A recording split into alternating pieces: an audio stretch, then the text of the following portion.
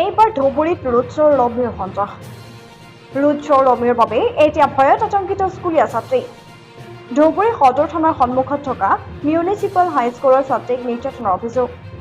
নিচাত আসক্ত এজন যুৱকৰ প্ৰেম প্ৰত্যাখ্যান কৰাৰ বাবে এগৰাকী নাবালিকাৰ ওপৰত যোৱা কেইদিনমানৰ পৰা বিপদ চলোৱা হৈছে নিৰ্যাতন। বিদ্যালয়লৈ যোৱাৰ পথতে ছাত্ৰী এগৰাকীক অশ্লীল ভাষাৰে গালি-গালাজ কৰাৰ লগতে শৰীৰত হাত দি অপহৰণৰ ভাবুকি ড্ৰাগছ আসক্ত যুৱকৰ। দীৰ্ঘদিনৰ পৰা ধুবুৰী মিউনিচিপাল হাইস্কুলৰ নৱম শ্ৰেণীৰ ছাত্ৰীগৰাকীক শাৰীৰিক আৰু মানসিকভাৱে নিৰ্যাতন চলাই অপদস্থ কৰি অহাৰ অভিযোগ ফিৰোজ নামৰ যুৱকজনৰ বিৰুদ্ধে। ইপিনে প্ৰেম প্ৰত্যাখ্যান কৰিলে নিজে আত্মহত্যা আৰু ছাত্ৰীগৰাকীক হত্যা কৰাৰ ভাবুকি প্ৰদান কৰে যুৱকজনে। প্ৰায়ে বিদ্যালয়লৈ যোৱাৰ পথতে বিপদত পৰিছিল নাবালিকা ছাত্ৰীগৰাকী। আজি দিন দুপৰতে নাবালিকা ছাত্ৰীগৰাকীক অপহৰণ কৰাৰ চেষ্টা কৰিবলৈ বিচাৰোতে স্থানীয় ৰাইজে গণধোলাই দিয়াতে পলাই সাৰে যুৱকজন। উপায়হীন হৈ ধুবুৰী সদৰ থানাত উপস্থিত হৈ ছাত্ৰীগৰাকীৰ বিৰুদ্ধে এজাহাৰ দাখিল কৰে। যুৱকজনৰ নাম ফিৰোজ আৰু তেওঁৰ ঘৰ ধুবুৰীৰ আইৰণ জংলা তৃতীয় খণ্ডত বুলি জানিব পৰা গৈছে। ল'ৰা মোক ডিষ্টাৰ্ব কৰি আছে, কালিও ডিষ্টাৰ্ব কৰি আছে। মই গাড়ীৰে আহোঁ, গাড়ীত চলে, গাড়ী আটকায়, এইকাৰণে মোক ডিষ্টাৰ্ব কৰি আছে। ল'ৰাটোৱে মোক ব্লেকমেইল কৰিছে যে ময়ো মাৰিম, তোকো মাৰিব। মাৰি পেলাব তাৰমানে এনেকুৱা ধৰণৰ কথা কৈছে। আজি কি গাত হাত দিছে নেকি? গাতো হাত দিছে। আৰু কি কয়, বেয়া বেয়া কথা কয় নেকি? হয়, বেয়া বেয়া ভাষা কৈ আছে আৰু মোক কৈছে মই মৰিম, চিঠি লিখি থৈ যাম, তোৰ নামত লিখি থৈ যাম।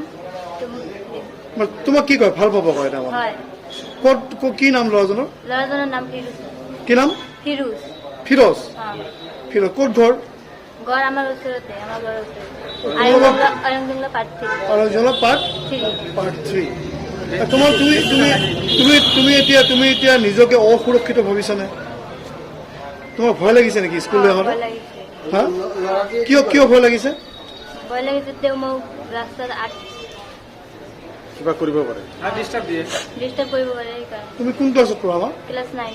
ক্লাছ 9ত পঢ়া। ল'ৰাজন কি কৰে? গুৱাহাটীত কাম কৰে। গুৱাহাটীত কাম কৰে।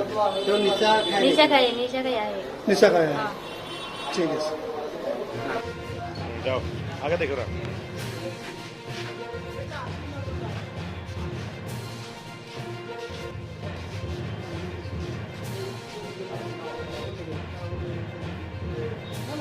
খুব বাড়ছে, বিরাট বাড়ছে। দেখি